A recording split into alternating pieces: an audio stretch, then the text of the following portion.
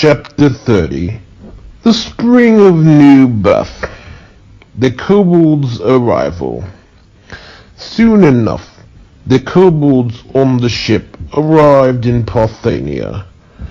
The crew had been anticipating this moment, and possibly getting to find another path to the Atlantean Temple.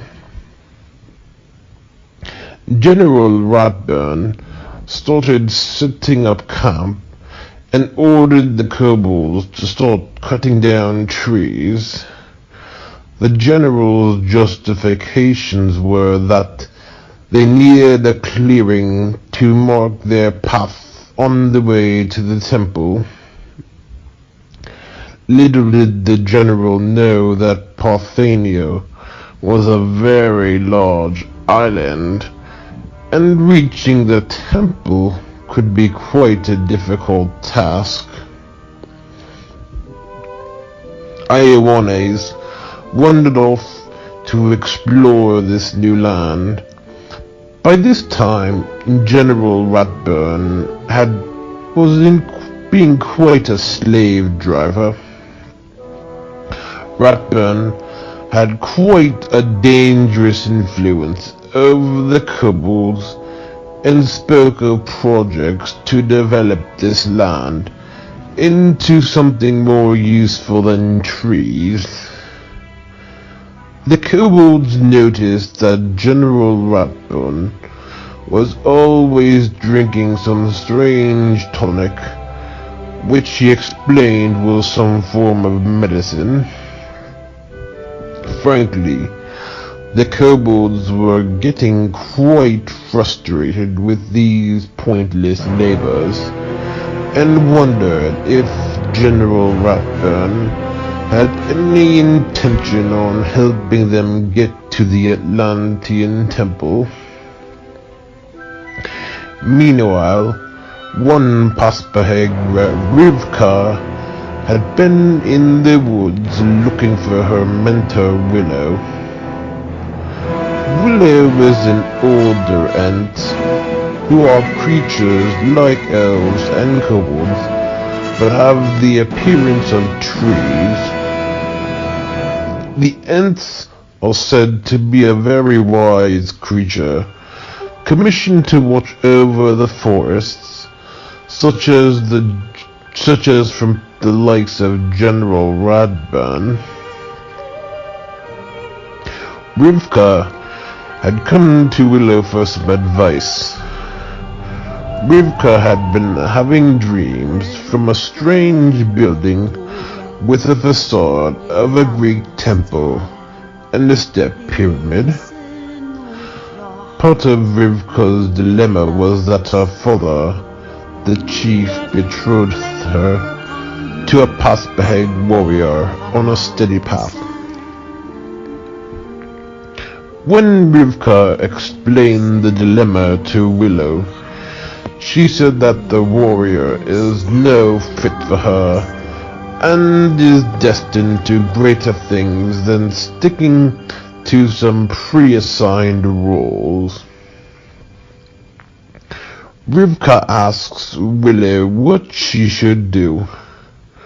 Willow told Rivka to listen to her heart, while she conducted the trees to chant a song in the Paspahegh language.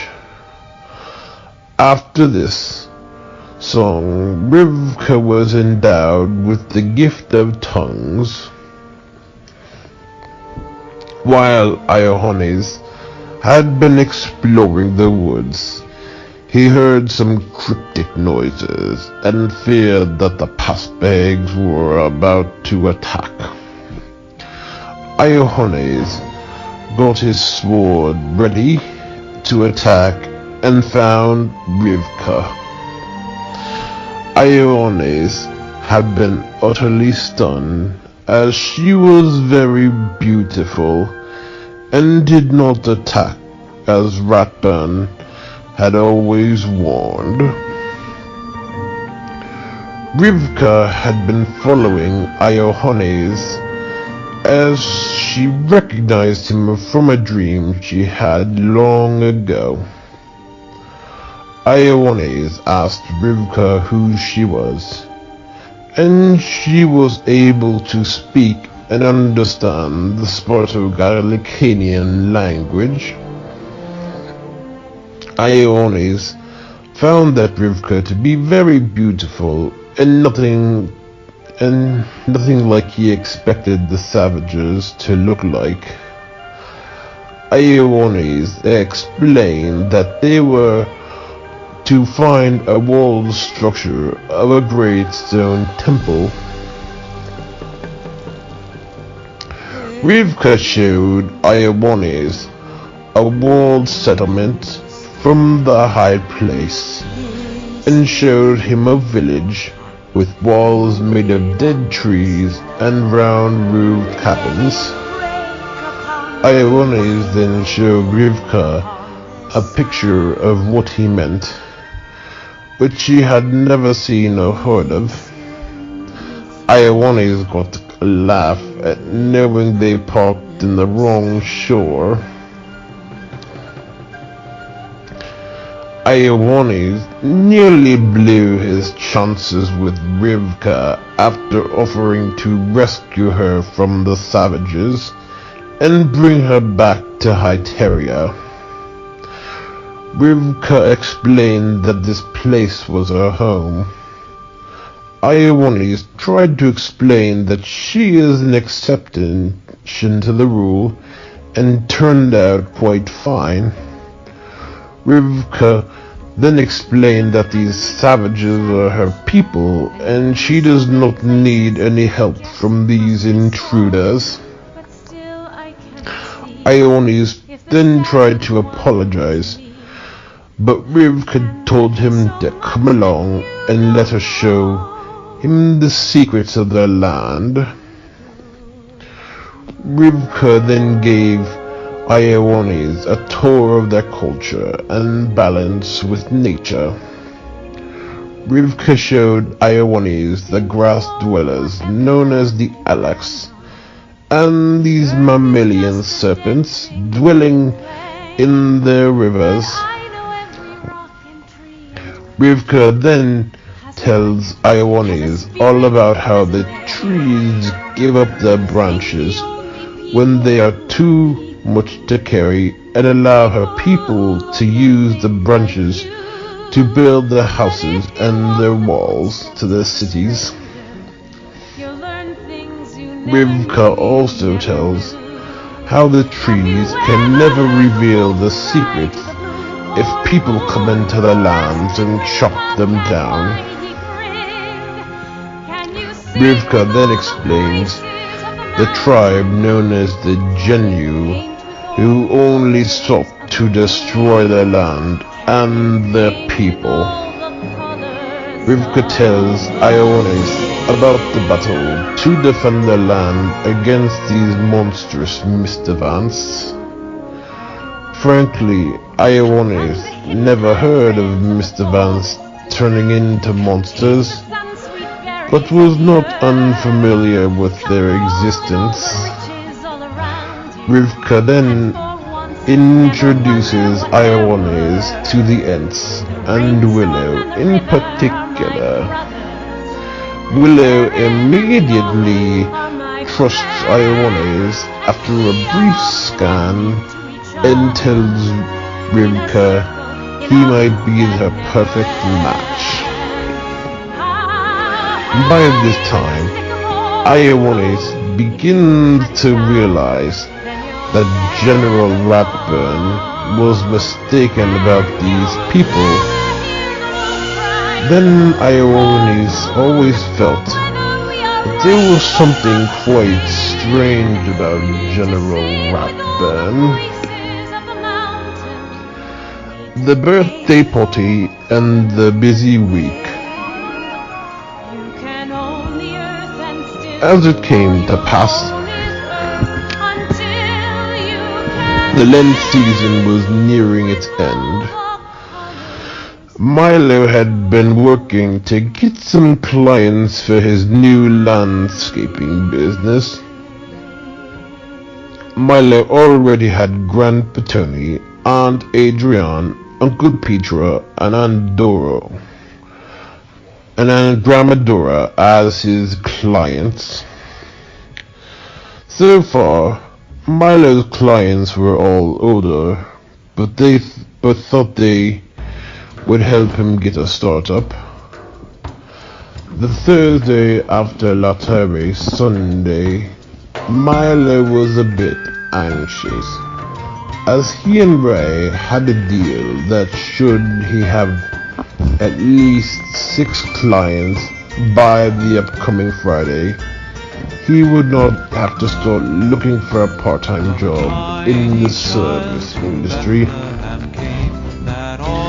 Now Milo had no interest in working in the service industry, as he did not have the outgoing personality that would allow him to do the more easier and enjoyable jobs. Milo knew well that he would only be able to get the crappy behind-the-scenes jobs with the authoritarian leaders, the bossy co-workers, and end up working the hardest for the same pay as everybody else, such as dishwashing. That afternoon, Milo ended up trying to ignore Ray out of fear of him bringing up the deal. After school, Milo watched Pocahontas for the first time in years. After watching Pocahontas, Milo was invited over to the Filantitos for dinner. After dinner, when Milo got home, Ray confronted him all night about this, ignoring him, and Milo explained that he did not have enough clients, but did not want to have to get a dishwashing job that summer.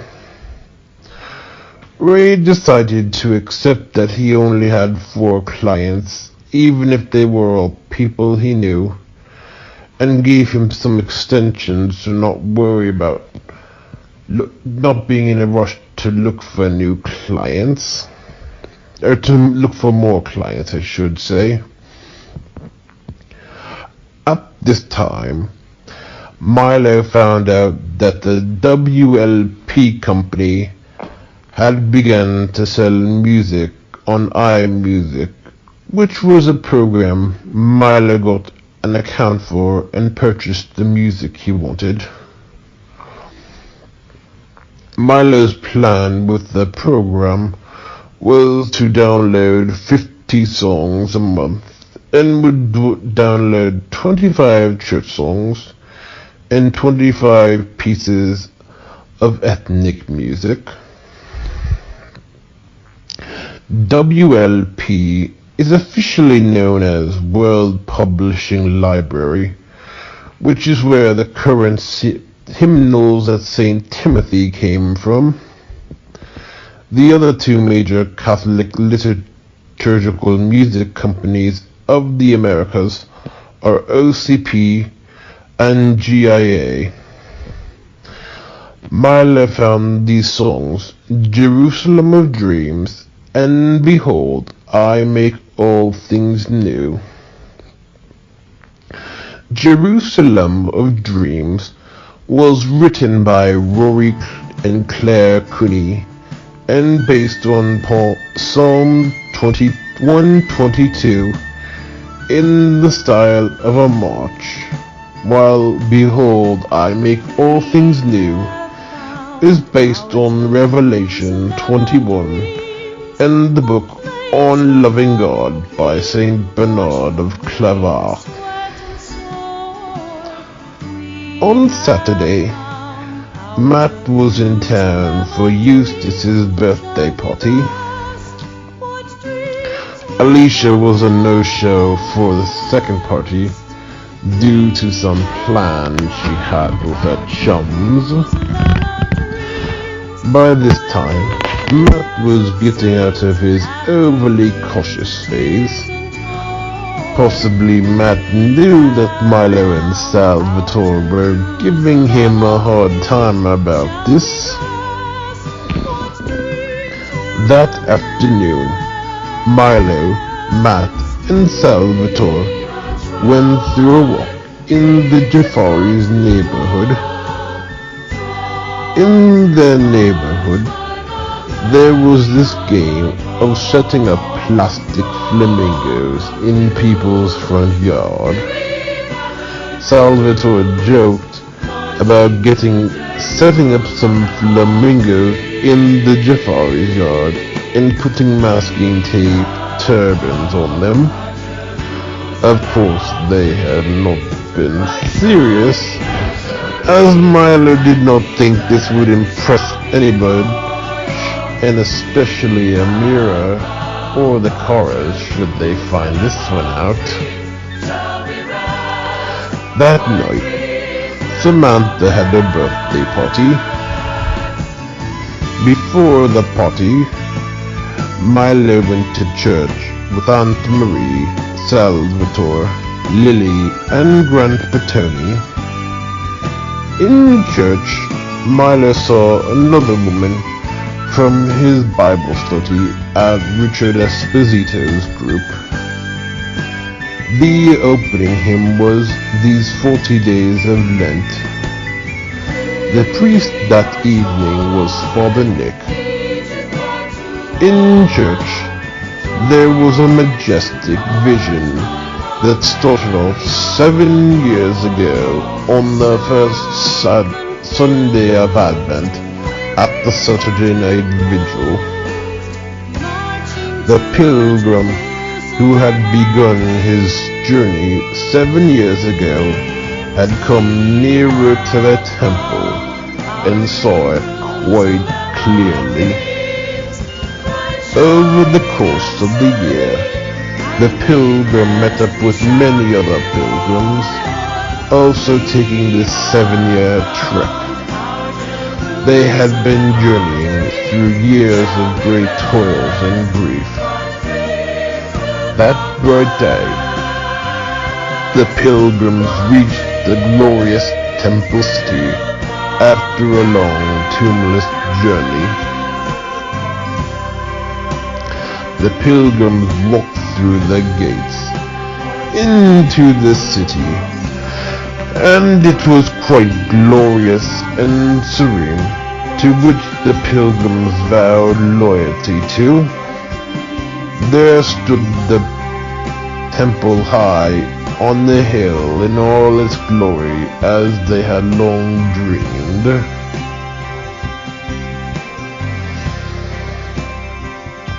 As this birthday party was for Eustace, it took place at Aunt Jane and Uncle Leo's. At the party, Milo found the VHS for the movie The Little Mermaid and got a slight interest.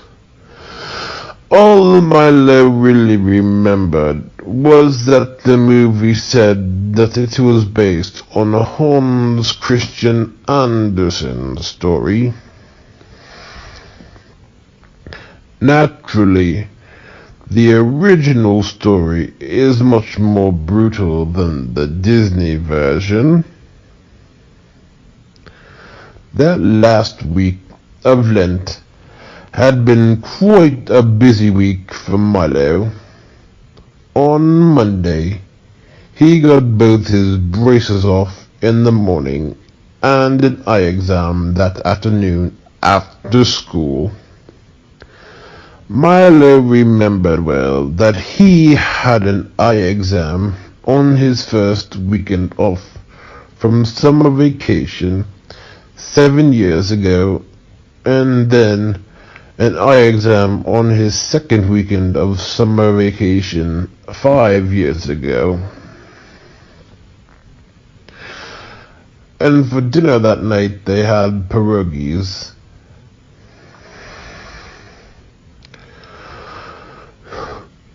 On Wednesday, Milo watched Aladdin for the first time in 3 years. Milo remembered well in 8th grade that his chorus sang the Aladdin theme, and Steve cried the first time he heard the song A Whole New World in that class. Milo had some flashbacks to these memories of the summer of 1991 and 2001. As it was, Milo had some more Orientalist tendencies and still had some very romantic ideas of what those cultures were really like.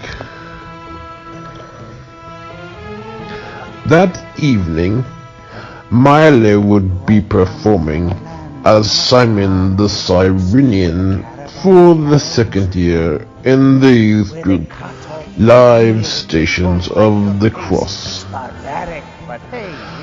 At this presentation, the cross fell over, knocking over the candles. Both Ray and Grandpa Tony were in the audience, as Lydia had some basketball practice and Margaret had to work late.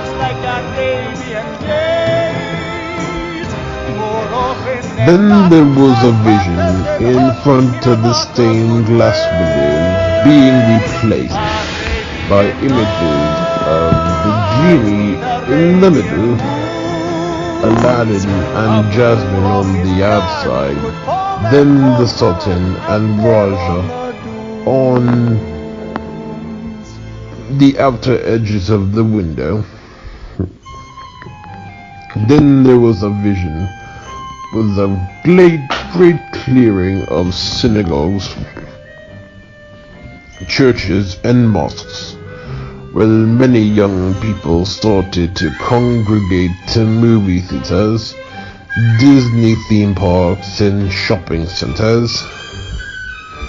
Then there was a flashback to the controversy of the song Arabian Nights and the overall portrayal of Islamic culture. Then the complaint was that the lyric where they cut off your ear if they don't like your face, it's barbaric, but hey, it's home, perpetuated some negative stereotypes of the Muslim and Arab communities. Alongside, there were complaints of the God perpetuating stereotypes of ruthless and barbaric punishments, along with shady business practices. This had taken place at a time when most people's impressions of Islam and the Middle East had come from a form of fundamentalist Islam restricted primarily to Saudi Arabia. This is the form of Islam that is known for beheadings and brutal forms of corporal punishment. There were many complaints from the Muslim and Arab community, and explained that this form of barbarism did not represent their culture or their religion. On Thursday, after school, Milo tried to make some Rice Krispie treats with a licorice frosting and jelly bean cookies. The licorice frosting was to make the Rice Krispie treats taste Italian. When it came to the cookies, Milo over-salted them, considering that he confused a tablespoon for a teaspoon, as he did not really know how to cook at the time. To fix this mess, Milo soaked the cookies in a sugar syrup. In reality, the cookies were a lost cause. Milo intended on giving half the baking goods to Amira. After completing the cookies, Milo made a CD with Lent and Holy Week hymns and some ethnic music from all over the world. That night, Lydia had her birthday, and the Bianca Tellers got Mexican for dinner.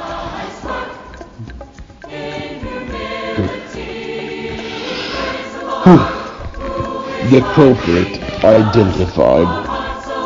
Over this time, Yuriyama figured out what the Mahishasura offspring was plotting. Yuriyama summoned Melendil, Alexander, Kashmir, Victoria, Meriwether, and Bilius.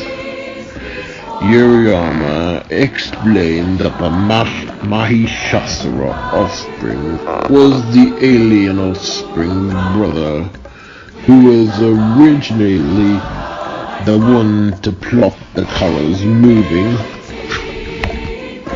Yuriyama explained that both the Mahishasura and the alien were working for their parent, Pecunia. They all gasped in horror at this announcement. None of the jinns present knew much about the hyperquarters like Pecunia. Yuriyama had known where. What Yuriyama knew well was that the Mahishasura already was strict. The other jinns did not understand what this meant. Yuriyama explained that he had a vision of a 17th century CEO and him perpetuating this myth that the natives were savages and starting a war between the English and the New World natives, all out of a lust for success. Then Belial appeared to relay a vision he had of the Mahishasura. He explained the vision of the Mahishasura making business deals with some higher angelic powers. The Mahishasura asked for economic immortality. The angelic beings denied his request and explained that everything that has a beginning also has an ending. The Mahishasura asked that his business interests should only be able to be defeated by a human girl. The angelic ministers allowed this request. The Mahishasura believed that the human girl could never defeat him. The Mahishasura began to breed a monstrous dragon that would search for gold.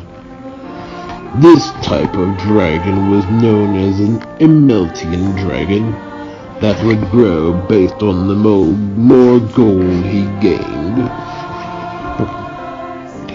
This Mahishasura gave this dragon just a little gold, and he became more powerful enough to start terrorizing the peasants out of their shacks for money. These poor people had shacks made of easily combustible straw, and would lose their little amount of gold by choice or against their will. The dragon collected more of their gold and became strong enough to breathe fire, strong enough to burn wood shacks. The dragon then terrorized the vassals and obtained more gold for the Mahishasura. Then the dragon developed a fire ability that got hot enough even if to destroy houses of aluminum. The dragon then terrorized merchants and obtained gold for the Mahishasura. The dragon gained more strength, this time to melt stone. The dragon then terrorized the barons and obtained more gold for the Mahishasura. The Mahishasura had all the gold and ruled with great tyranny. Then there was one girl destined at birth to great heroism. She one day got an ice staff from her grandmother. This ice staff had a way of communicating and told this girl to use the staff as an arrow and use her bow.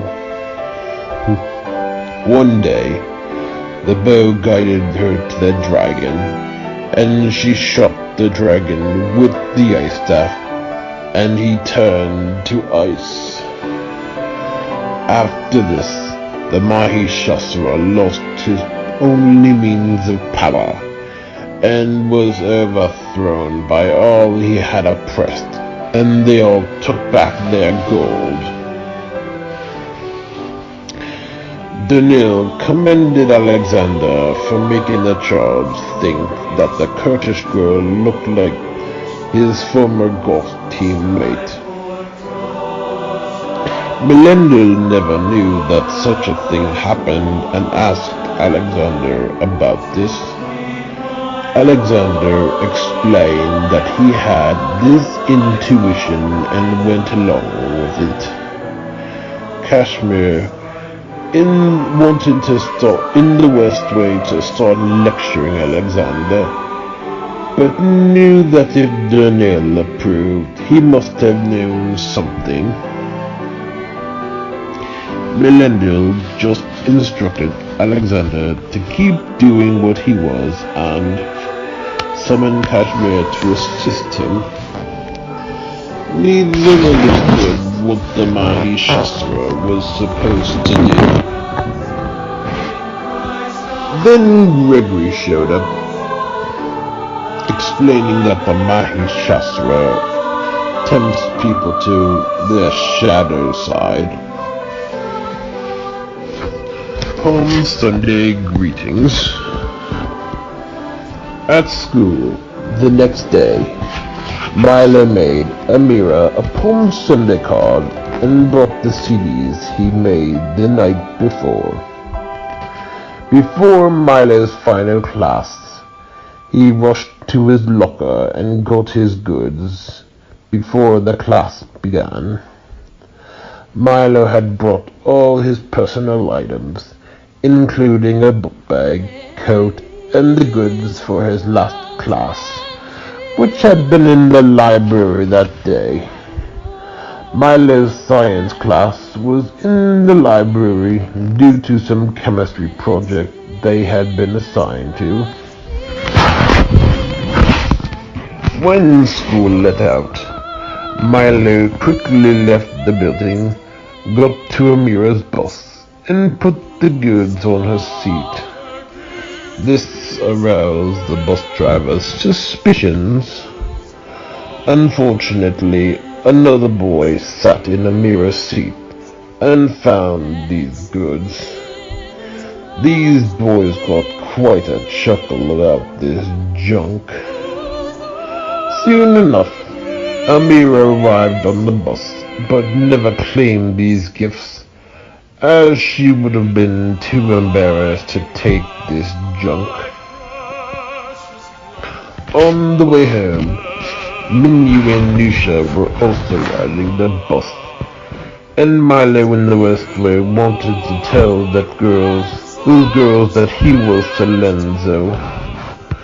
Not that this would have been a great idea, considering their past, and he presumed that the girls even knew that Amira had a secret admirer with the nickname Salenzo. That when Milo had gotten home from school, he had been in a fairly bad mood, as Amira had not gotten the goods, and he wasted all their time. Not to mention Milo felt pretty stupid about someone other busybodies getting a hold of his junk. Milo then blabbed to Lydia about this, about how humiliated he was over this. Lydia then called Milo an idiot. When Ray got home, he took Milo, Lydia, Emily, Rachel, and Bob to Eaton Park for dinner. As it was, they did not have too many options due to the Friday Lent observances. That night, Milo got even worse news that the Rumcorns would be in town for the weekend.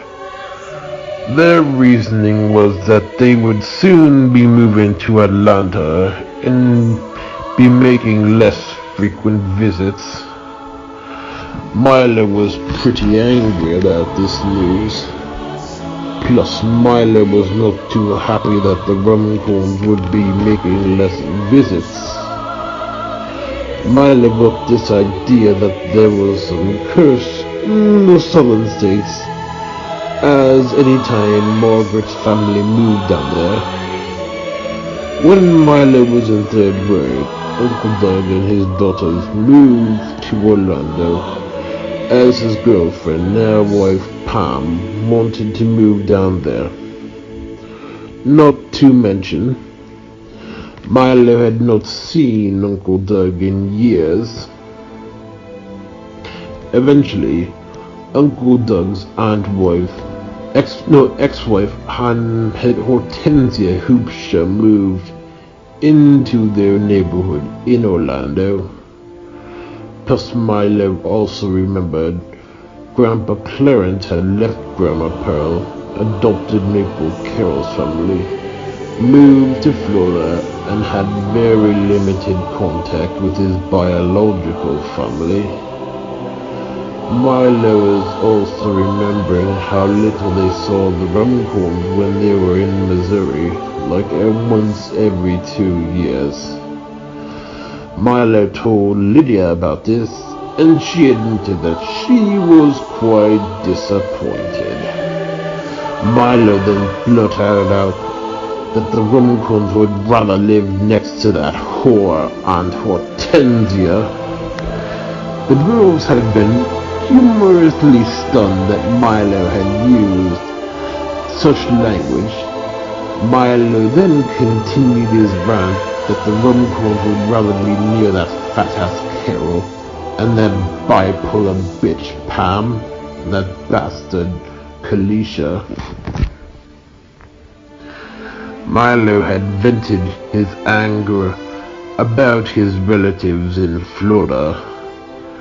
Frankly, Milo needed someone to blame for the Rumcorns other than the Rumcorns. For a while, Milo was having some flashbacks to 2 summers ago, as Yasmin reminded Milo quite a bit of Sabrina from golf. Milo started thinking about 2 summers ago when they were on the boat, and how such a thing would never happen, so he thought. Azias returns. One day, the kobolds who stayed back saw a majestic sight of a carriage flying through the sky, led by winged unicorns. Azias had returned to the kobolds to announce great tidings. The kobolds were slightly sore with Azias and believed he had betrayed them. The kobolds remembered how Azias heralded the great phoenix return, only to have demise in some pit of lava. Azias asked the kobolds if they knew about Phoenix Ashes. The kobolds remembered well the memorial back in Atlantica, where the great phoenix pearl white ashes in the urn were kept. Aegeus pointed to the kobolds over to the spout of flowing sand from the Mount of Lava. The kobolds rarely looked at the Mount of Lava and strongly hated it to the point that they wished they could destroy it. Yoshiyahu's efforts to get in the temple grounds had been a massive failure, and he felt quite disheartened that he could not fulfill the great phoenix's last request. The kobolds took a look at the Mount of Lava and noticed that the sand was still shooting out and forming dry land. The kobolds had been quite amazed at the wonder. Aegeus then pointed to the staircase that Yoshiyahu constantly tried to get to with no luck.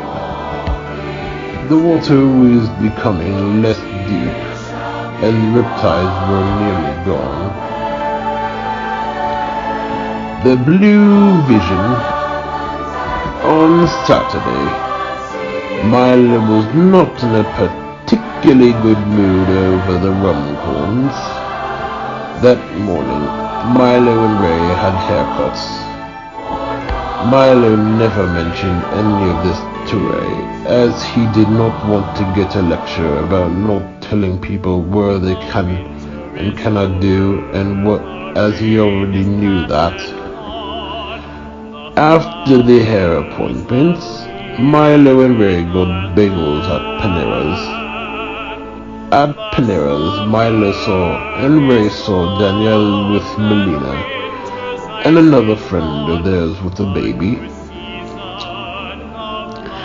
This time, Melina was over a year old.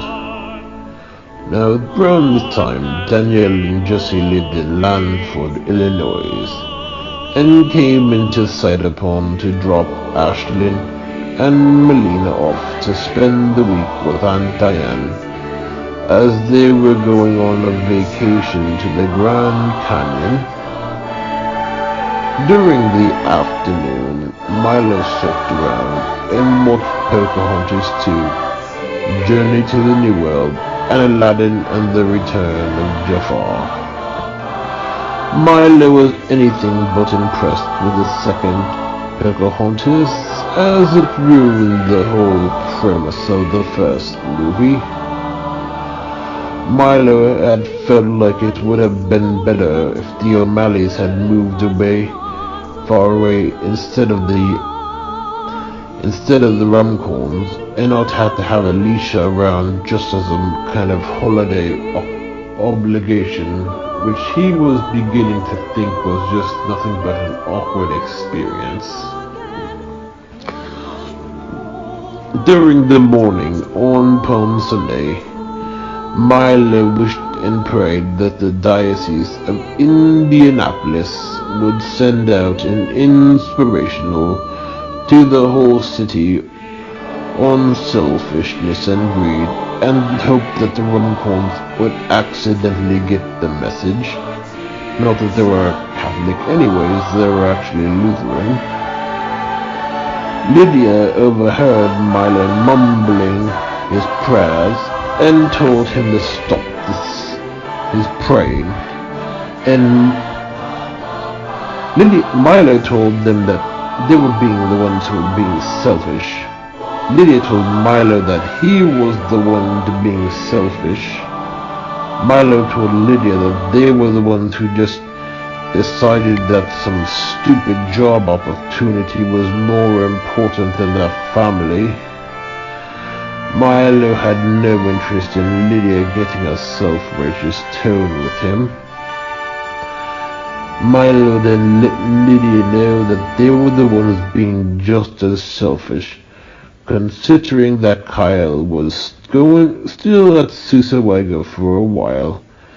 Kevin would be in his senior year at a new school, and Bruce would have to leave his friends, and Uncle Wayne's mother would be left alone and Grandma Pearl would be in trouble if she ever got sick and only had Margaret to help her. On Palm Sunday at church, Milo was asked to be a server as they were short of one. This is when they do the standard procession. During the afternoon, Milo found out that Grandma Pearl had invited the Biancatellos over to the house for dinner to see the Runcorns. Milo had not really wanted to go over, and felt it would just be awkward to see them. That afternoon, before dinner, Milo played Super Mario for the Super Nintendo, which he remembered first playing when the Runcorns first moved to Indianapolis from Missouri almost 7 years ago. Milo had remembered how they wanted to be closer to Grandma Pearl and could not wait to get transferred to Indianapolis. This was when Uncle Wayne was still in the service and long retired. The evening had gone by pretty quickly. At Grandma Pearl's, Milo played a Haunted Mansion game, which reminded him of 2 summers ago when he had seen that abomination of a movie. Luckily, the Biancatellos were home fairly early. That night, the Simpsons episode Kiss Kiss Bang Bangalore first premiered, which was the episode where Mr. Burns outsources jobs to India and Homer temporarily seeks residence over some legal loophole. Then Homer blabs to the Indian workers about all the secret benefits Mr. Burns neglects to share. Milo starts to remember the episode Maximum Overdrive, which he recently downloaded. This episode was the episode where Homer and Bart go on a road trip as truckers to Atlanta to make a delivery. This episode always gave Milo the feel of starting a break from school. However, Milo did not remember this episode when it first premiered 7 years ago, the day before going to Double Kip. Milo started to see some parallels and wondered if this was some type of sign. After watching The Simpsons, Milo watched the movie Aladdin and the King of Thieves. This is the movie where Aladdin and Jasmine are about to get married but get run over by the King of Thieves, and Aladdin meets his father. But Milo had not seen this movie since he was 8, despite owning it all this time. Milo first bought this movie after Margaret and Ray returned from their 10th anniversary after getting back from Grandma Pearl's that night. This was the 3rd sequel to the Aladdin trilogy, and significantly better than The Return of Jafar. This was the movie where Aladdin and Jasmine are about to get married, but are interrupted by the 40 thieves. Aladdin and Jasmine find out the thieves were after an oracle. Aladdin finds out his father is alive, and goes on a journey to find that he is the King of Thieves. The 40 thieves wanted the oracle to find the hand of Midas. During the movie, Milo had these thoughts about the hand of Midas, Aladdin's father Cassim, the hand of Midas, and the oracle surrounding Atlantica. After the movie, Milo felt like he should be more forgiving of Grandpa Clarence and Uncle Doug. Then there appeared a vision of a girl resembling Yasmin, clothed in long hair, and next to the Princess Jasmine in her wedding dress. Then there was a transient sight, full of turquoise swirls. Then Milo started to really believe that the timing of these episodes had some type of meaning. Milo started to develop some greater sense of purpose. That night, Milo started to wonder why a company far off in Georgia would be interested in someone in Indiana. Milo hoped to get a dream into understanding exactly what was going on and what these recruiters really wanted. Now Milo had been familiar with the extraordinary dreams, as he remembered them well from Dancy Day over a year ago. Hugh vision. Hugh summoned Melendel to relay a vision he had seen. This is the account of the vision as told by Hugh Hugh had seen what had come to be known as the Blue Vision. According to Hugh account, the vision started off with two scenes known as the foretelling and the fulfillment. The vision of the foretelling starts off with a family man in a competition that resulted in a trucker's death. The family man feels responsible for the trucker's death and impulsively makes his final delivery on time in his honor. This family man accidentally dishonors the truckers and accidentally blabs about some trucker secrets, and they go after him. Meanwhile, an ordinary housewife is jealous that her husband and son are on a road trip and takes her daughter on an adventure to buy a doorbell. This doorbell turns out to be defective and never goes off until a Zora rescuer comes along and whips the sound off. The next vision, known as the fulfillment, starts off with a greedy company closing their plant and relocating all their jobs to this town known as Modasa. One worker is kept on the job and sent to Modasa, which is a culture that greatly honors the goat. This employee gets into a fight with the goat after it steals his backpack. The townspeople are deeply horrified that this man has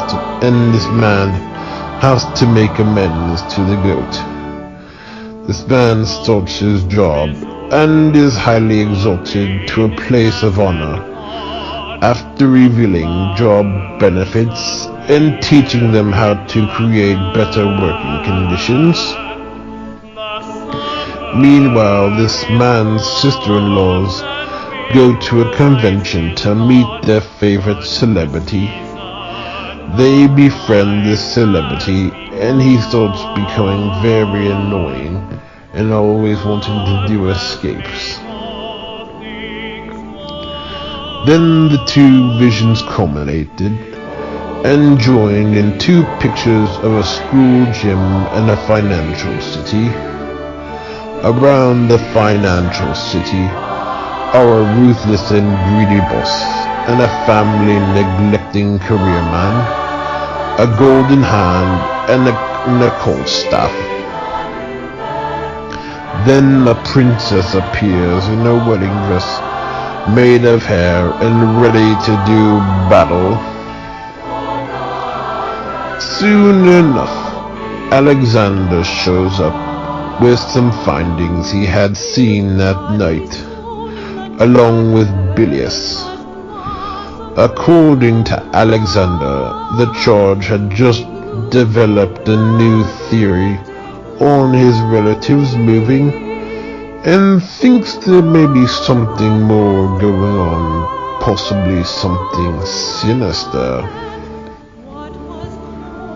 Melendel explains how conspiracies theories can be appealing because they give a clear-cut and dry narrative to exactly why something bad has happened, and reduce it down to a single cause they can feel justified in fighting against. Melendel uses the first example with the idea that the cousin is scared of the charge's friends. Alexander interjects that this is true. Melendel explains that he is right, but that there is more to the story, creating a moral complexity that makes a perfectly just solution nearly impossible to find on one's own intelligence. Melendel explains that if the cousin is only afraid of the friend, it would make it clear that she is utterly distressed and only has to get some counseling, bringing things back to normal. Melendel explains the same thing is going on with the assumption of the job. Bilius interjects that companies purposely recruit residents from other cities. Bilius explains that companies purposely do this in order to get people to sever any ties they have to their current residencies, and therefore the only ties they have in this new city is to that stupid company. Melendel agrees that this does happen, but they explains that there are other factors still at work, which he predicts will be explained any minute. Victoria then shows up with some findings in regard to the charge's aunt. According to the records, Bertha had always been jealous of Margaret. When Bertha got married to Wayne, they had a simple reception in Paul's old bar he owned. Margaret was more popular in school.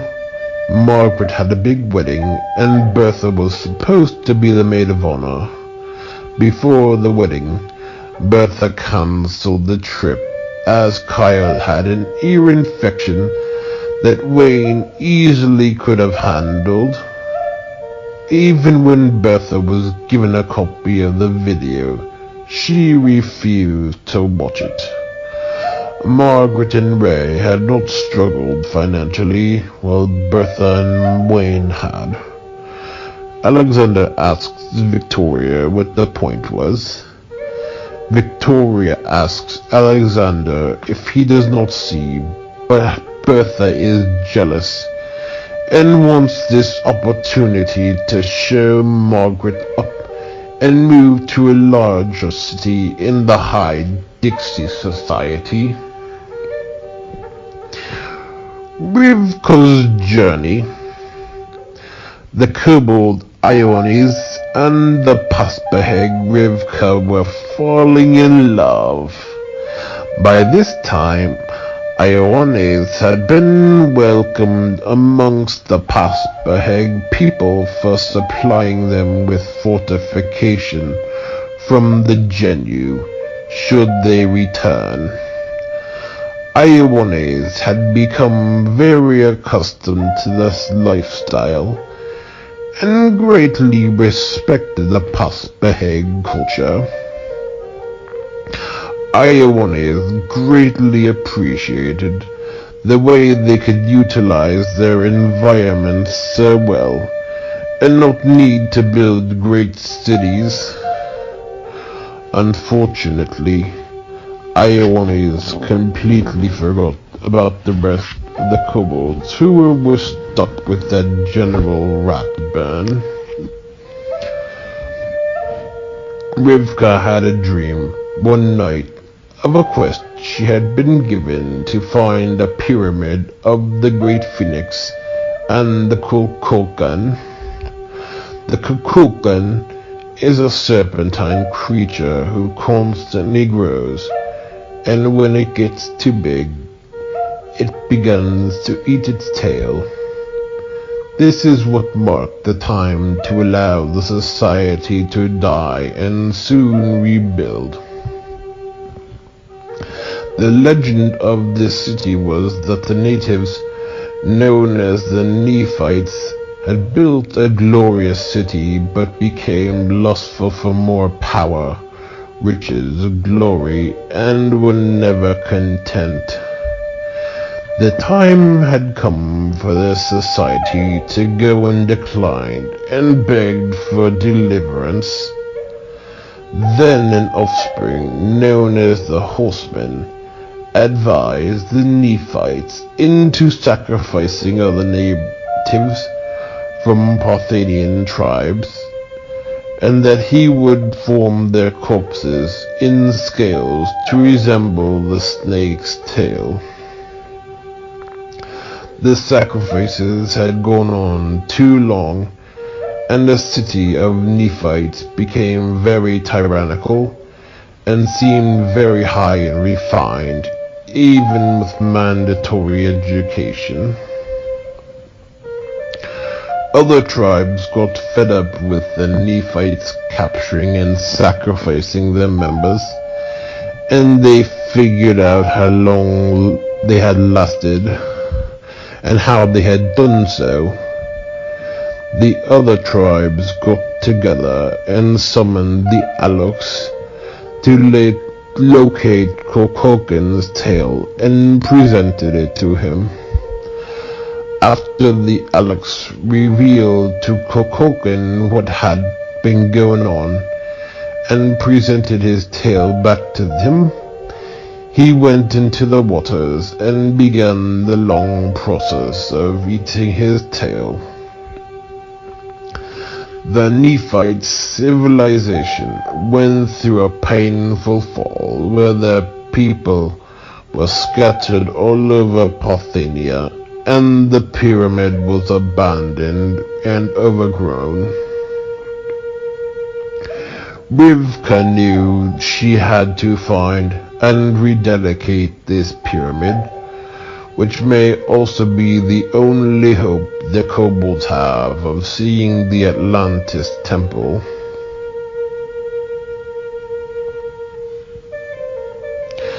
The elders informed Rivka that this is a long journey, and once she stopped, there is no turning back.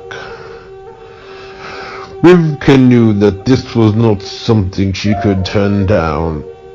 Ioannes decided that she would go with Rivka, and she explained that he would have to leave his home.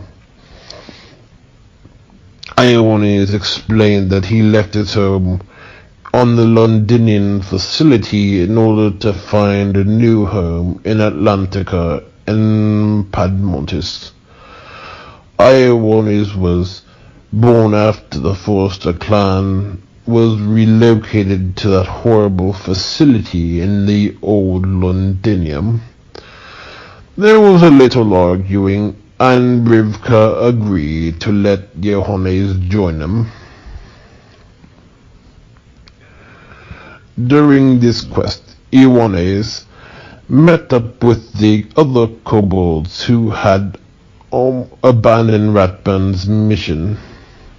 These kobolds told Ioannes all about the incompetence of Ratburn and decided to accompany Ioannes and Rivka on this mission.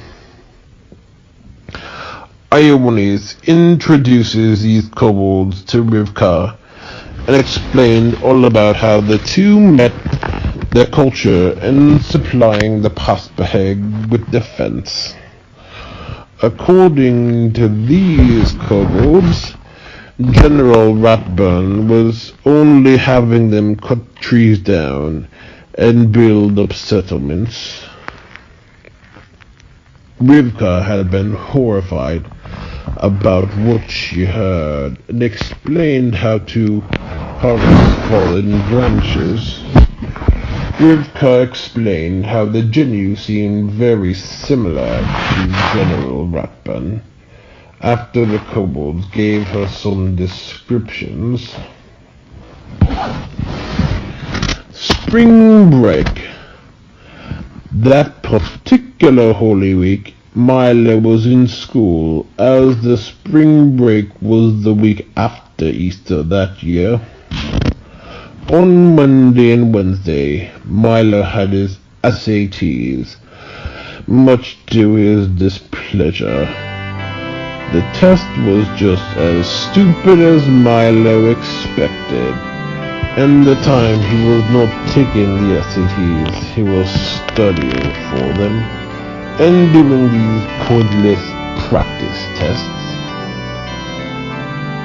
Milo hated the constant studying, and knew well that the test was nothing but a scam. By this time, Milo was sick of hearing how this test was for his future. Milo frankly had no interest in letting some stupid little test write his future or get accustomed to living a pointless life. On Wednesday, Grandpa Tony, Aunt Diane and her granddaughters, Ashlyn and Melina, came over for dinner. Ashlyn was still a bit frightened of Milo, as she did not like boys in general as a toddler. Melina was not so scared of Milo, but still preferred Lydia. Ray started telling Aunt Diane and Grandpa Tony about the trip they were taking to Tampa after Easter. The Biancatellos would leave Easter night after the party at Uncle Leo and Aunt Jane's. On Friday, the Biancatellos went to church for the Good Friday service. That evening, Milo had his living Stations of the Cross for the second time. That Saturday, the Biancatellos had Wendy's for dinner. Ray mentioned that they would be up in the air by this time tomorrow. Now Grandpa Tony did not join them, was not going to be joining them for Easter Mass, as he had already gone to church with Uncle Leon and Jim at an chapel. On Easter Sunday, the plan was that the Biancatellos would be leaving for Tampa, along with Salvatore and Emily. On Easter morning, the Biancatellos went to the 9 a.m. Mass and were greeted by Monsignor Warner, who had greeted them with Buone Pasquale, meaning Happy Easter in Italian. This gave Milo an idea. At church, the Biancatellos saw Danielle and Jesse, who just got back from Arizona, and Ashlyn and Melina. For Easter dinner, Uncle Leo and Aunt Jane hosted the dinner, and the Biancatellos still attended. Frankly, the food had not been too good that year, as Ray made the meatballs and explained they were supposed to go cook in the sauce before serving. Aunt Jane just threw them into the sauce before serving, and as she forgot this vital cooking piece of information, before leaving, Grandma Pearl mentioned the Rumcorns and Uncle Wayne going down to Atlanta in a few weeks for this stupid interview. By late afternoon, Ray and Margaret first picked up Salvatore, then Emily. At 6 p.m., they flew out of Cider Pond and into Philadelphia.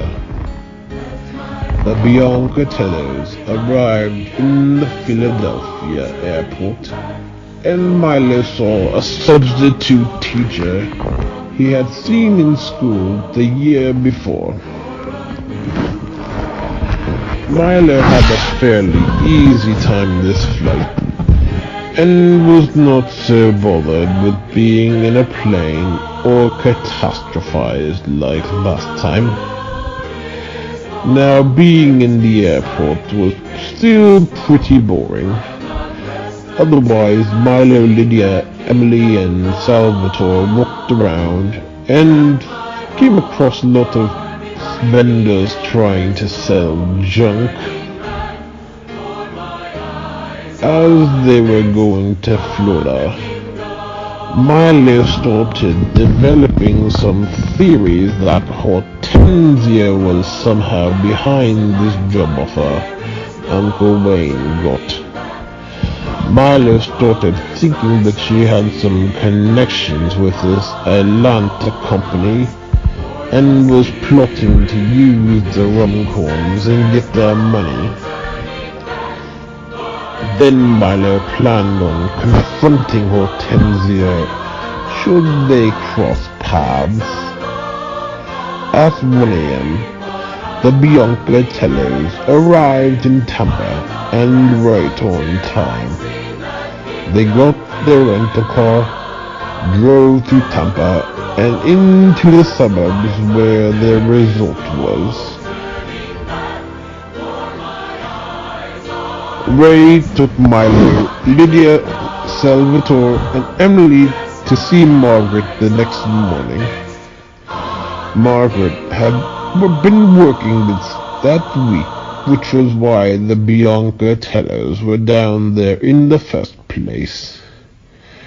Before heading to the pool, Milo told Margaret to work hard in a comedic fashion. During that day, at the pool, Milo had the song Lord of the Dance stuck in his head, as they had sang that song that Easter Sunday at Mass. This hymn had been similar to the other hymn, Tomorrow Shall Be My Dancing Day, only significantly shorter. This hymn was written by Sidney Carter and based the name of the hymn on the dancing Shiva statue known as the Nataraja. Carter believed that Jesus transcended religious walls and not bound to a single time. Then there was a vision of Jesus making disciples with the ordinary Peter, James, and John, while the religious elite ignored him. Then Jesus performed a healing on the Sabbath, and the Jewish fundamentalists known as the Pharisees called out for his crucifixion. Then there was a large crowd of holy people from Pharaoh and his armies, the Pharisees, Sadducees, Zionists, street preachers, the religious right, Taliban, Hindivata, the Sword Family, Bloody Mary of England, Savonarola, Witch Burners, Puritans, Toll Hussers, Sedevacantists, Traditionalists, and Monarchs, and Independent Baptists, calling for the death and execution of Christ. Then Jesus was condemned and harassed by the devil and his ruthless accusations, but did not die as planned and put an end to the Pharisees' movement. At the resurrection, the religious elites and the political dominators were baffled when Jesus had conquered their sentence. The Biancatellos had been to Tampa at the same resort almost 3 summers ago, before Milo started high school. At lunch, Milo told Margaret and her co-workers that they had been swimming and laying out all afternoon. They were all saying thanks for rubbing it in, while they were all working. That night, Ray, Milo, Salvatore, Lydia, and Emily had dinner at Sonny's barbecue. Margaret did not eat with them as she was working, and dinners were provided at the resort. At the restaurant, there was some weird guy whose name was James, who was yelling at his kids and started staring at Salvatore. The next day, the Biancatellos went to Busch Gardens. Milo had not been to Busch Gardens since the summer before starting high school. Milo found it weird to be at a place before he would even know what high school was or would be like. During that day, the kids went on several rides, including a safari, the same one from years ago, a few roller coasters, and some water rides. On some of the rides, while waiting in line, Milo and Salvatore talked about the awful sandwiches Marky Louise made while waiting in line. At the end of the day, Milo searched all the stores to find this tiger shirt with a Buddhist stupa. On the third day, they went to the Waffle House for breakfast.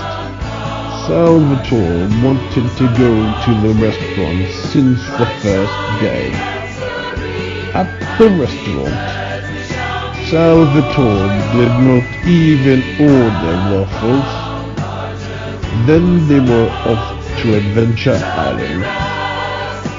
Now, Adventure Island was still fun, but Milo liked Busch Gardens better. During that time, they were still talking about stuff that happened back at St. Timothy's, like Salvatore's old friends. That night, Ray took the kids out to Thai for dinner. That restaurant sort of reminded Milo of a Harry Potter place. Milo got a spicy red curry.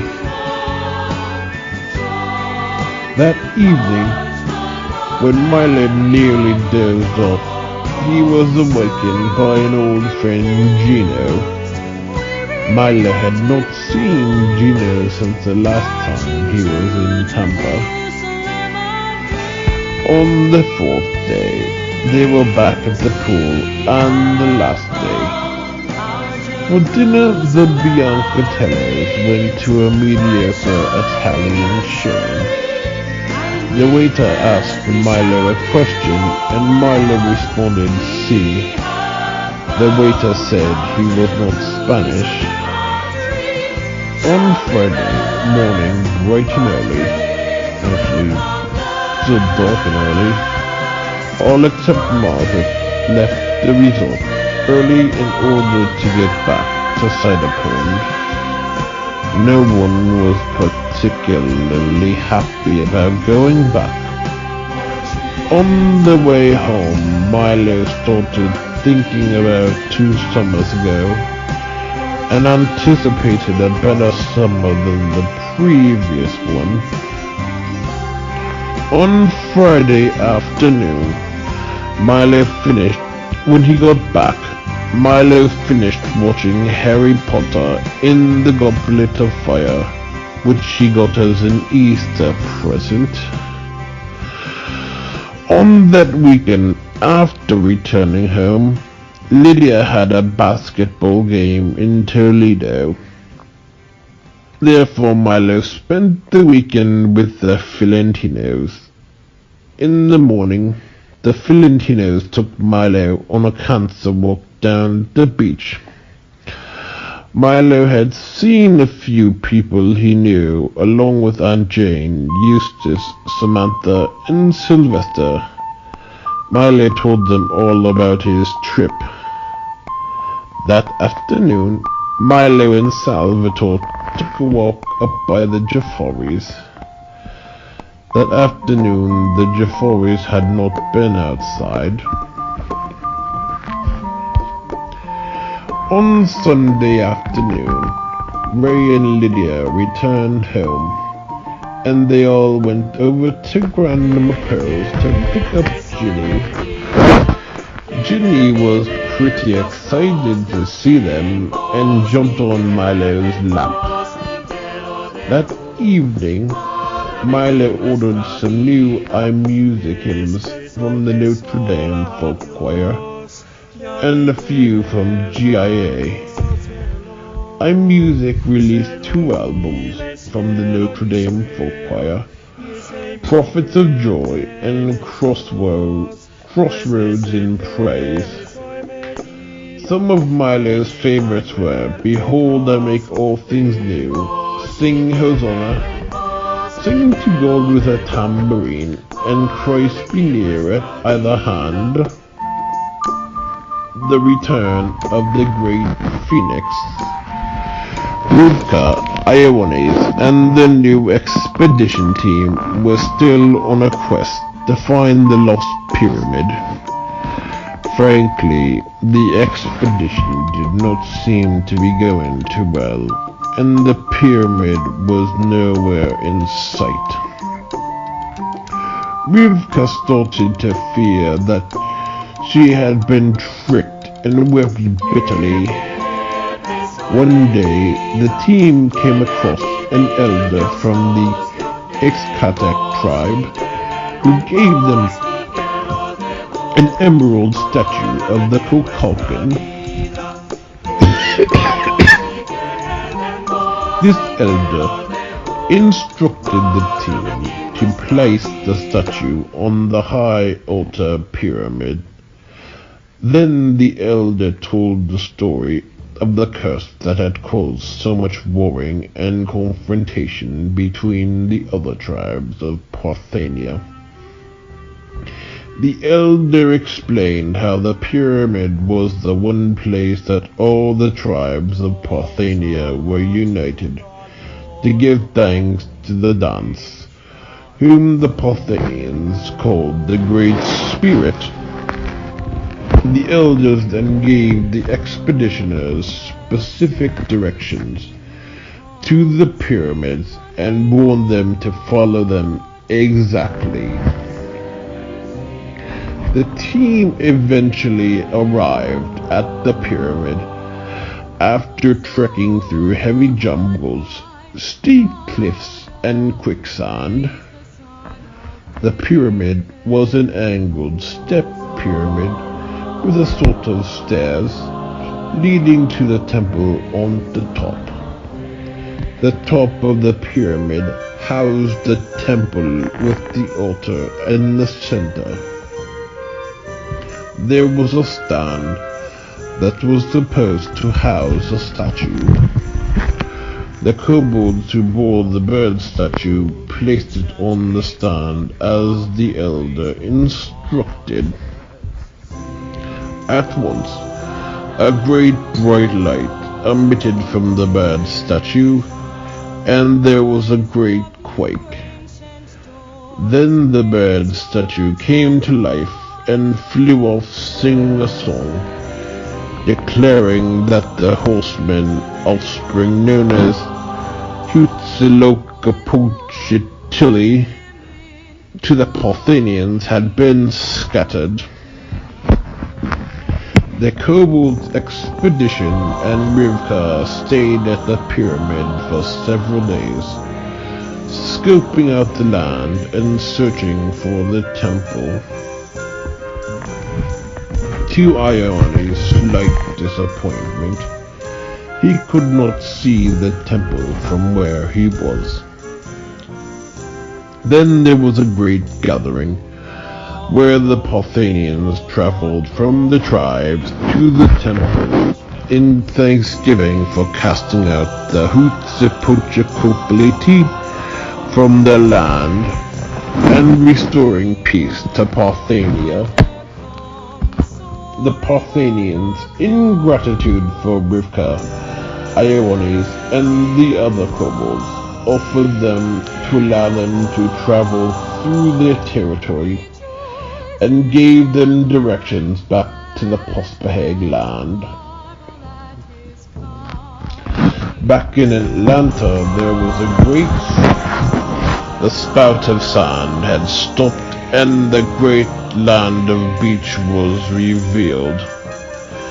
Then the mount of lava started to crack, and there was a great tumbling of rocks at Amet into the waters, and revealed the fertile island. The kobolds headed over to the memorial where the great phoenix, and were greeted by a messenger holding the urn containing the white ashes. This urn was empty, and the messenger explained that the great phoenix is not in the urn. At once the kobolds understood what this meant, and heard a bird song. The kobolds sang a song of jubilation at this great victory, and played on the tambourines and cymbals in praise to the dance. Then the kobolds traveled to the coast and saw a majestic bird flying at the speed of light, first behind them, then in front of them, then to the left, then to the right. Then this bird flew over Parthenia. The charisms of St. Patrick and Judith. As most well know, St. Patrick was the one who brought Christianity to Ireland and the country's patron saint. Judith is the heroine of the apocryphal book that is only in Catholic and Orthodox Bibles, but absent from the Protestant and Jewish scriptures. Judith was the woman who beheaded the tyrannical loyalist Holofernes. Melinda, Alexander, and Kashmir were summoned by the charisms of St. Patrick and the prophetess Judith. Both charisms knew that a great battle was near and sought to offer assistance. The Judith charism told the story of the woman who used brains and tricked the bully Holofernes. As the story goes, the king Nebuchadnezzar sent his loyalist, General Holofernes, to terrorize Israel. The woman Judith hatches a plan to save Israel. Judith seduces Holofernes into her tent after he had gotten quite drunk, and she beheads him. Then Israel sings a song of jubilation for victory over the Assyrian army. St. Patrick lived among the Celtic people of Ireland, who were outside the bounds of the Roman Empire. As the story goes, St. Patrick returned to Ireland to bring Christianity to the island. This is said to be the heart of Western Christianity, not influenced by Roman politics and more nature-centered. This was during a time when Western Christianity was practiced in a very imperialistic way, emphasizing kingship, Roman law, and juridical resolutions. There was a prayer attributed to St. Patrick known as the Breastplate or Lorica, that used many Celtic cultural metaphors in a Christian context for spiritual battle.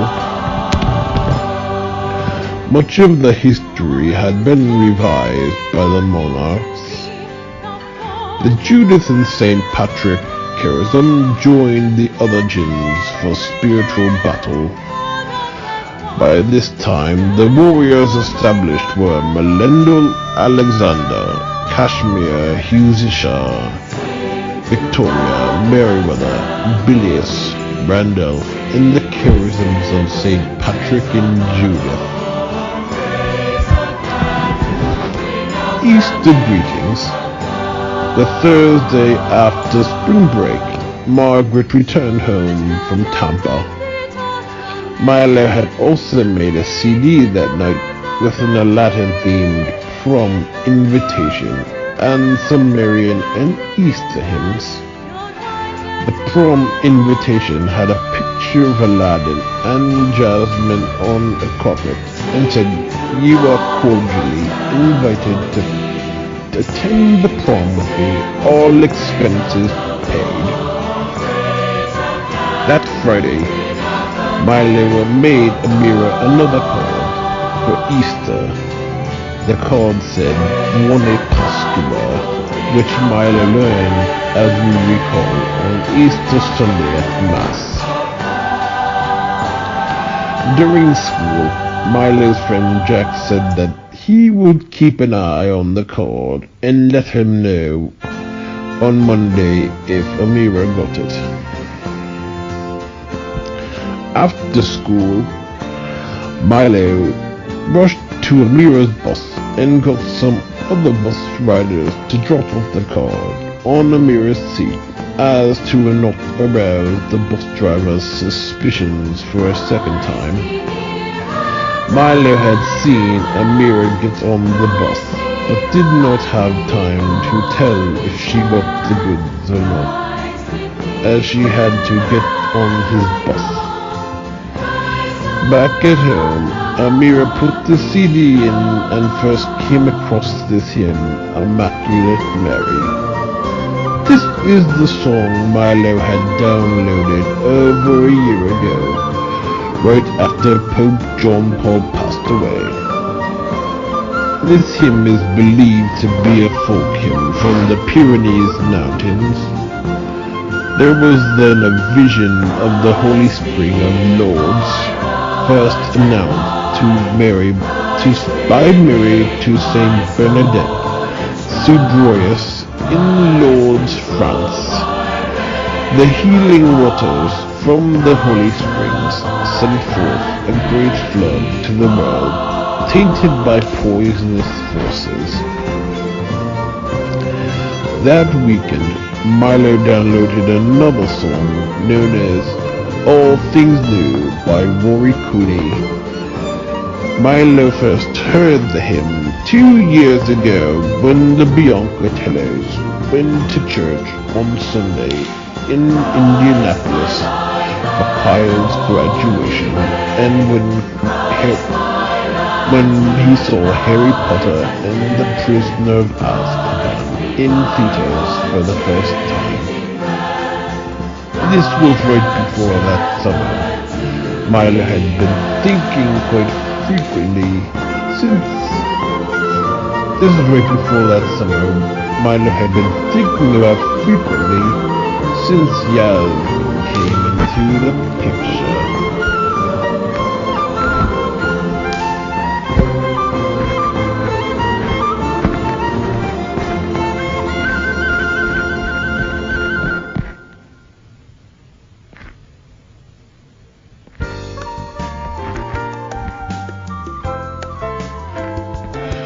On Monday, Milo's friend Jack, who rides Amira's bus, confirmed that she had gotten the goods, as Jack had seen her carrying them out of the bus. Now Milo had known Jack since the very beginning of elementary school.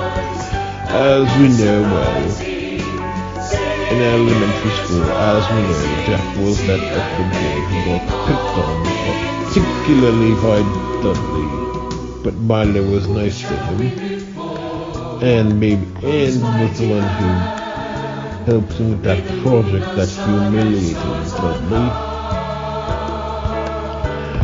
One Thursday later, Milo had an awards assembly, as he had perfect attendance. This was the first time Milo had perfect attendance since 7th grade. But Milo rarely missed school, and it had to be for something very important. In 8th grade, Milo missed a day for Grandma Wilson's funeral. In 9th grade, Milo missed 2 days for the flu. In 10th grade, Milo missed the Monday after Easter, as this was the first day back after spring break. That afternoon, after school, Salvatore and Gianni stopped over while on a walk. Milo told Salvatore all about giving Amira an Easter card and an invitation to the prom with Aladdin pictures. Salvatore got quite a laugh out of the Aladdin theme. While visiting, Salvatore mentioned the Aladdin theme in the card. Lydia then freaked out at Milo for never mentioning an Aladdin themed card with her. By this time, Lydia only knew about the Easter card. According to Lydia, Amira would think Milo was either a racist or a 5-year-old. At the assembly, when the Biancatellos were going in, they also saw Minnie walking in with Mr. and Mrs. Jafari. The students congregated in the hall closest to the auditorium, and the teacher led a procession. Roxana was also in the procession. Milo found that Mr. and Mrs. Jafari were sitting with Roxana's parents.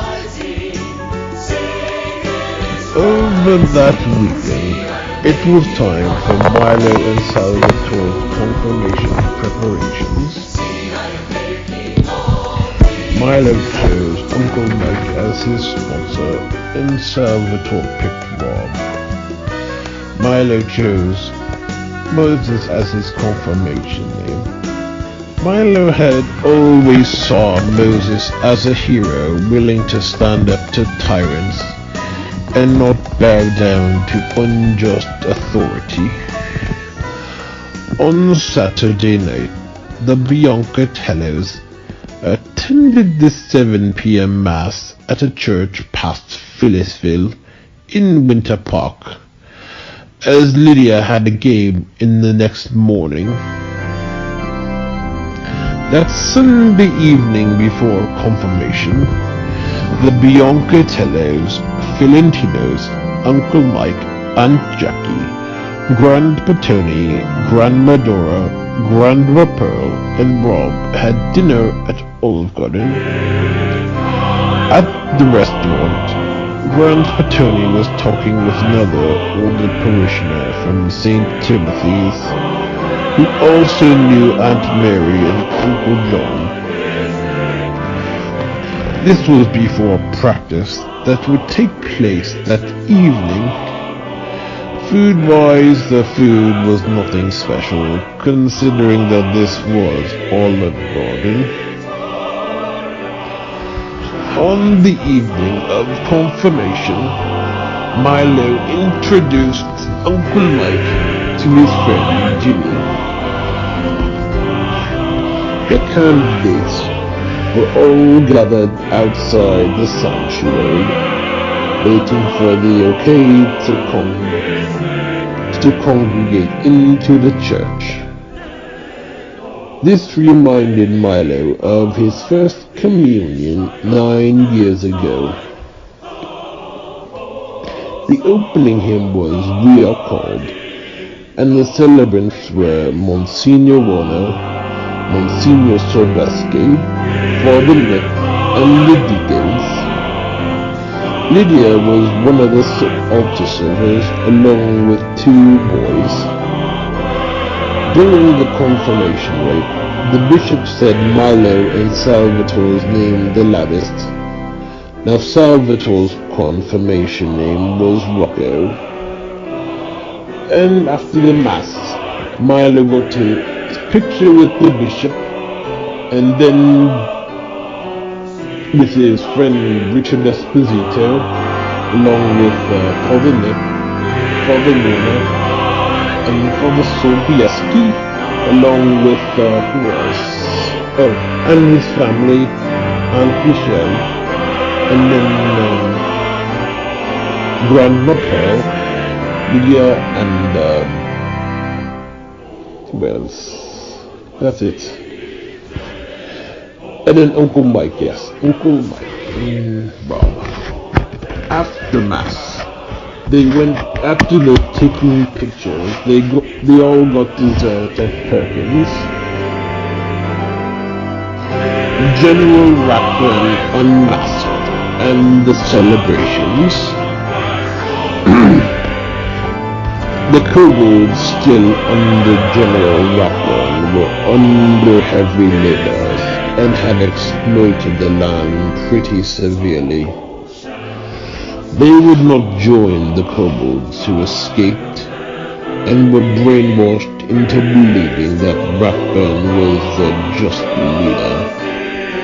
Meanwhile, back on the ship, after a great quake, the vials containing General Ratburn's medicine all broke, and the supply was lost.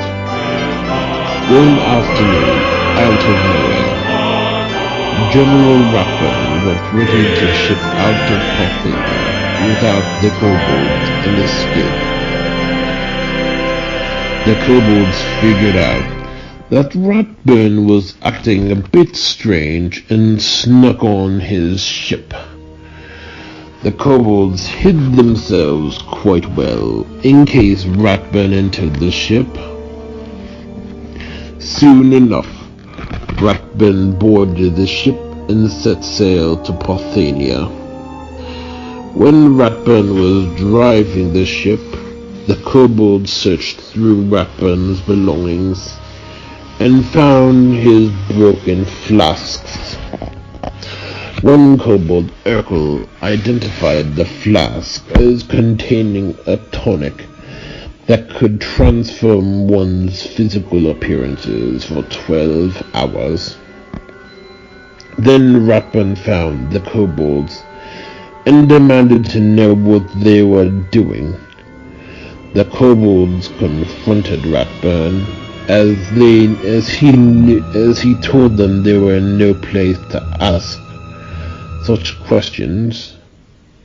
Then Ratburn got ready to retort, but got a bit dizzy and collapsed into the chair. For a short time, Urkel and the other kobolds thought the governor really was on medicine and collapsed from not having any. At once, the kobolds saw that General Ratburn transformed into a hypercordo they had seen before, but a long time ago, but had still passed out. One kobold immediately recognized that this was the governor who ruled Londinium before the flood, and oppressed them at Blue Bells. When the governor came to, the kobolds confronted him, and the governor threw them overboard. The kobolds thrown overboard had not been too far from Parthenia, and able to swim to some shore fairly close to the pyramid. Upon arrival at the shores, they came across Iowanes and the escaped kobolds and Rivka. Iowanes updated these kobolds about Rivka, the pyramid, and the gathering of the tribes. These kobolds then told Iowanes about General Ratburn being the governor, and then overthrowing them off the ship. At this, the kobolds began to build canoes under Rivka's guidance, and returned to the mainland to warn the rest of the kobolds. When the voyager kobolds with Rivka arrived at the shores of Atlantis, they found new beach and this garden where the Mount of Lava once stood. The kobolds on the voyage had been utterly confused, and did not know the news about the Great Phoenix. The kobolds had started to hear singing, which they could sense from Lionellum. The kobolds then traveled to Lionellum to find that they were the kobolds who had stayed back in Atlantis, along with the Atlanteans, was celebrating.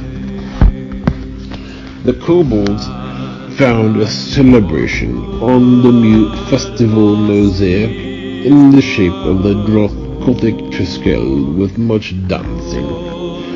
They also saw plays retelling of the kobolds' saga of first being taken to Pedmontis, and this mysterious destiny of great events that led them to this very moment. Then another storyteller was reciting the great works of the Great Phoenix, whom these newly arrived kobolds believed to be dead. Iowanes asked what was going on, and one Atlantean was shocked that they had not heard, and explained that the Great Phoenix is reborn. This Atlantean updated Iowanes and his kobolds, along with Rivka, on the news that had taken place since they were on voyage. At this news, Iowanes and his kobolds were so overjoyed with the news that they forgot all about the governor and joined in the celebrations. During these festivities, there was a recitation of the lyrics: "Sing a new song, rejoice, the dawn is waiting, Capsula's breaking, its dreams come true." Then the festivities died down. Iowanes told one of the Atlantean elders about what transpired in Parthenia, and introduced him to Rivka. That night, Iowanes asked for Rivka's hand in marriage. As the rest of the story goes, Iowanes and Rivka returned back to Parthenia to get her father, the Paspaheg's chief's blessing. Soon enough, the Paspaheg's elders performed the wedding, and there was a great celebration. The failed prom plans. The Friday before prom, Milo was in an utterly foul mood, as Margaret got mad at him in the morning for forgetting to get a progress report signed. Milo did not agree with this policy and was acting in conscientious objection. Plus, Milo did not appreciate being wrong over some stupid policy to begin with. Not to mention, Milo did not thought it was just a matter of the teacher being wrong or the system being wrong for making them have progress reports signed. That afternoon, Milo prepared to ask Amira last minute while tickets were still on sale for her hand to the prom. However, Milo's plans were crushed by a horrible substitute, Miss Diggins. The original teacher had been out a few weeks for a cosmetic surgery. This substitute hated Milo from the beginning. The story with Miss Ethel Diggins is that she had a child out of wedlock, and her grandmother let her stay at her condo in Florida until a job opportunity came.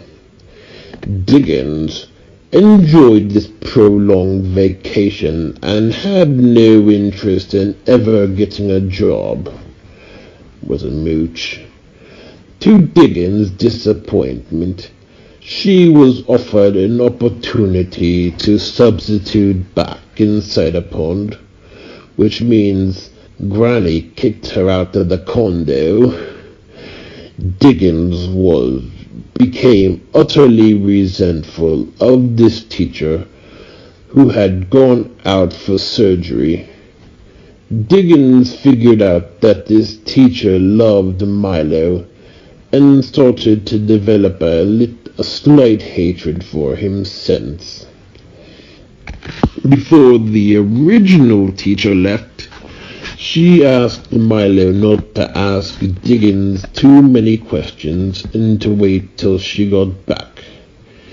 It also just so happened that the unit they were working on were the birds and the bees. As it was, Milo had many questions about health and such matters that he felt more comfortable asking his teacher about than his parents. So Diggins decided that Milo was a pervert, and this gave her a sense of justification to hate him. Somehow, Diggins figured out about Amira, probably through some type of snooping, and tried to make Milo knock off any communication he had with her. Milo had been a bit suspicious of how this even happened. In the classroom with Diggins, there was a monstrous offspring known as the Grinch.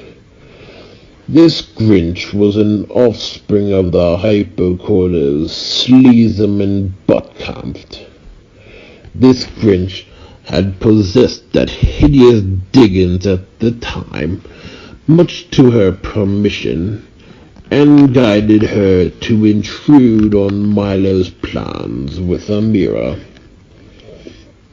After class, the Grinch departed Diggins and on her orders went to Amira. As the Diggins ordered, the Grinch, he told Amira that Salenzo blew her off. That day, when they were selling prom tickets, Milo planned on using the last 5 minutes of official class time to ask Amira if she still wanted to go to prom with him. Now Milo could not seriously believe that this would work. As it was, Diggins broke the rules and made the class work during the last 5 minutes of class, which was when students were supposed to be traveling.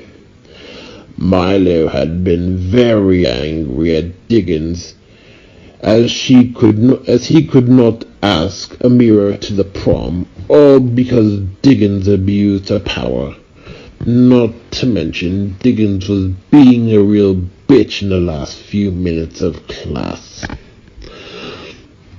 When Milo had another class with his bitch, Diggins started giving Milo a hard time about his computer being too noisy. She was just flipping out and ranting, telling Milo to turn it off immediately. Milo was furious with Diggins and went out to down to the student service offices for the remainder of class. Milo talked with a woman at the student service office who was good friends with Aunt Judy.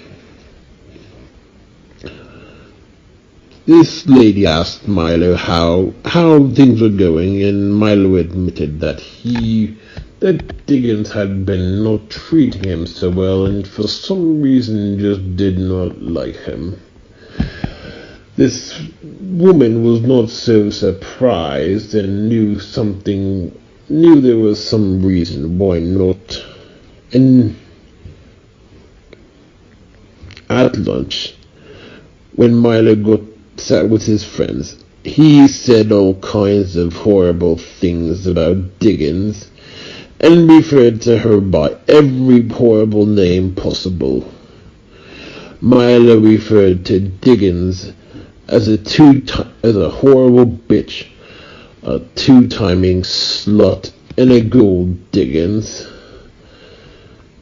Then Milo started making fun of all the warts on her face and called her an STD-ridden whore. Not to her face. Frankly, Milo just needed to blame Diggins when he did not really plan prom out too well, and was planning on getting Amira's answer last minute. Now, Miss Diggins was not too happy when she found out what Milo said about her, but he did not care, as the regular teacher would be back. Diggins asked Milo if this was all true, and Milo said he was a little bit drunk when he said it. Like that stupid lady would actually believe that. Plus, now Aunt Judy had complained about Diggins. Aunt Judy could not stand Diggins and considered her a lazy bum, sitting on her ass all day. What had happened was Diggins never took proper attendance for students, and Aunt Judy was responsible for making sure all these attendance papers all came through. Yuriyama's grim tidings. The battle team of Melendil, Alexander, Kashmir, Hughisha, Victoria, Merryweather, Bilius, and Judith, and the charisms of St. Patrick and Judith had seen the Grinch offspring having possessed that stupid substitute. Kashmir recognized the Grinch offspring, whom he referred to as the party pooper and the one to ruin other people's plans. The Grinch had been known to take on two forms, being this form recently seen and leaving early traces before the situation, and another form with a last-minute intrusion in a condescending grim and using a patronizingly lecturous baby talk for last-minute surprises. The Grinch in this form was known as the Queen. Kashmir then mentioned that Sleesum is a hypercordo so concerned for safety that he is willing to make moral compromises to save his own skin. Alexander became the most concerned with Milo giving Amira music full of Marian hymns. Alexander knew well of the Marian cults that had sprung up over the last 2,000 years. Alexander knew well that they could become very manipulative with sentimentalism and fear. Belendul assured Alexander that he will watch over in the event that such a thing does occur. Kashmir became concerned with how Milo was taking the Rumcorn's move. Then Uriyama showed up to relay a vision he had. Uriyama had seen a fundamentalist witch hunter chase after a woman accused of witchcraft. This witch hunter had been given permission by Bishop Gabriel Caldemer and believed that the accused woman of poisoning the wells, causing a plague to the clergy. This witch hunter tried to take her goods and killed her in the process. Then the witch hunter finds a baby and tries to stab him, believing him to be possessed by the devil. Then a village priest stops the witch hunter and refers to the woman as an innocent. Then the scene moves to the present with a radical iconoclast seeking to find the bankers and vows to find them if he has to burn down all of Charlotte, North Carolina. Then there is this song. Jerry Falwell longed to purge the world of vice and sin, and he saw corruption everywhere except within. Then the final scene is of Dickens with grey short hair and a chin like bowl cut with an hideous scowl. None of the jinn were too thrilled with this news. After Uriyama told the story, he commended the charisms of Judith and St. Patrick for joining the battle and told them their efforts will be well rewarded. Uriyama remembered well when the St. Patrick charism appeared so long ago at the first Mass with the Jafaris. Then Uriyama awkwardly told Melendo that they may need to summon Axelrod the Balanced from the first Anogrammatron order. Melendo does not typically interact with the first Anogrammatron order unless necessary. This was considered a necessary emergency that Axelrod may be the only one to fix.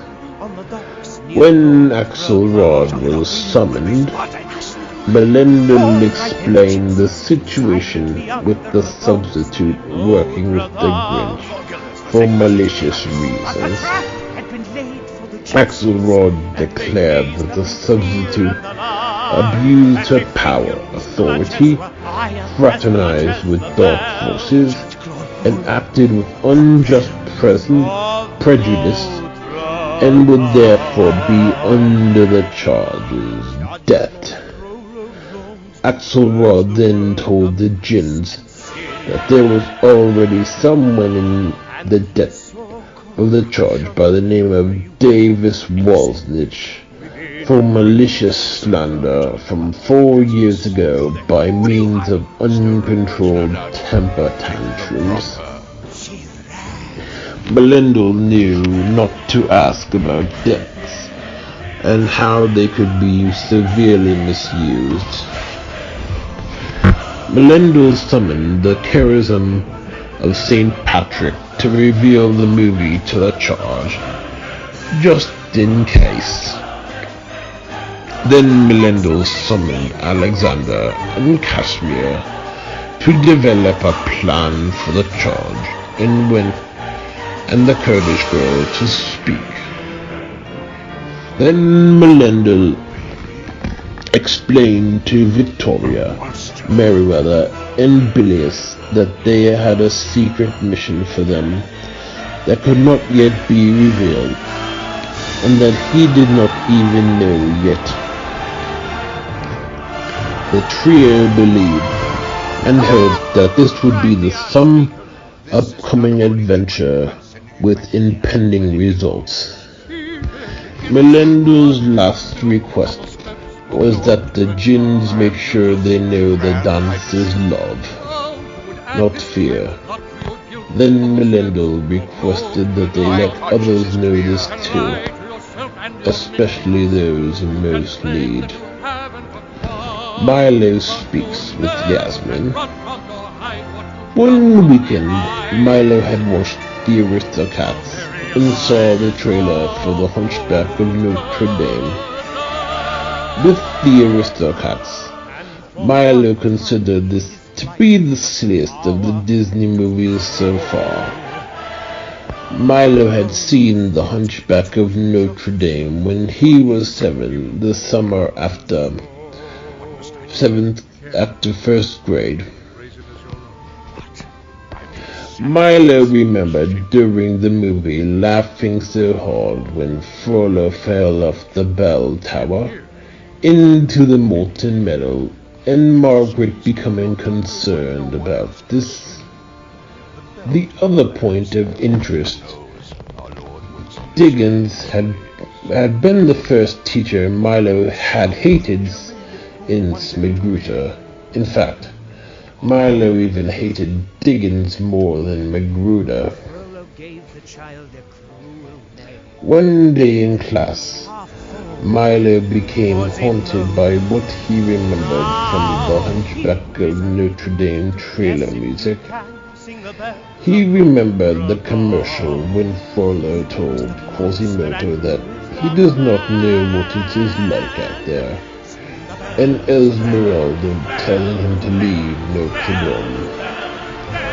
After school, Milo downloaded the song The Bells of Notre Dame. Shortly after, Milo had brought The Hunchback of Notre Dame VHS. This movie in particular had been known to be one of the darker and not so child-friendly of the Disney movies. Around this time, Milo had also rented Harry Potter and the Half-Blood Prince audiobook and downloaded the CDs to his computer and MP3 player. Over these days, Milo had spotted Yasmin a few times as she had a class near his Spanish class. Before Memorial Day weekend, Milo made it his goal to introduce himself to Yasmin, but could not explain why. Yasmin was also pretty in her own right, but Milo was focused only on Amira. On the Friday before Memorial Day weekend, Milo got a pass to go to his locker and went straight to the junior high school to waste no time. Milo had been at the junior high school a bit too early and stopped in to visit some old teachers. As soon as Milo saw Yasmin, he introduced himself. Milo told Yasmin that he had seen her in the Iran exhibit in December with Nusha and Roxana. Milo then asked Yasmin if she knew Amira, and he explained that he knew her from his neighbor's house. Milo never explained that his neighbors were the Koras. Then there was a vision of Uncle Wayne on the left-hand side of the door, and Judge Claude Furlow on the back wall, surrounded by fire and much wrath.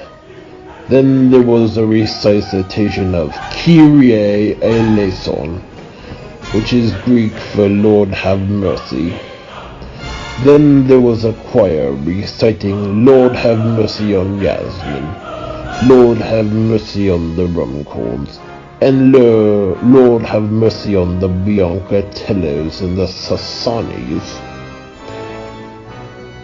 After Spanish, Milo headed back to health class and listened to the Half-Blood Prince, as there was another substitute due to Diggins getting sacked. By this time, many students had complained about her favoritism and utter hostility, and Aunt Judy had quite some influence at the school. Having talked to Yasmin made Milo a bit overconfident, as he considered saying hi to Minu in front of his friend Pat, and introducing himself to Amira. That afternoon, Milo placed a Memorial Day card with a CD on Amira's bus. This CD included some patriotic songs, national anthems, and the hymn We Have Been Told. The hymn had been sung on Easter Sunday after Diddlekip and 4 Halloweens ago when the Jafaris were in church. On Saturday, the Biancatellos went to Lydia's basketball game out of town. Milo came along for the game, but listened to his Half-Blood Prince on his MP3 player. During the game, Milo had the song known as God is the God of Love stuck in his head, which changed from a major to a minor key, and back again. This is the hymn written by James Chepanese, based on Psalm 91 and 23. The melodic Gloria and hymn Life-Giving Bread Saving Cup are 2 other Japanese hymns that have been sung at St. Timothy's in the past. During this game, there were 2 false alarms for fire danger. There was a horrible vision at the beginning of sheep wandering in darkness and scattered from the fold. Then these horrible red demonic figures shooting arrows of condemnation. Then the vision turns quite beautiful, where the shepherd appears and casts away the red figures and gathers the sheep back to the fold. The sheep give thanks to and blessing to the shepherd who showed unconditional mercy and loving kindness to bring them back into the fold. The next Sunday, Milo went to church with the Filintinos as Lydia had a basketball game. Then Milo went to Uncle Leo and Aunt Jane's for a Memorial Day party. On Memorial Day Monday, Grandma Pearl came over for the Biancatellos for dinner. Grandma Pearl and Margaret spoke of what things would be like once the Rumcorns moved. They both agreed that the Rumcorns would probably not be making too many frequent visits as they had.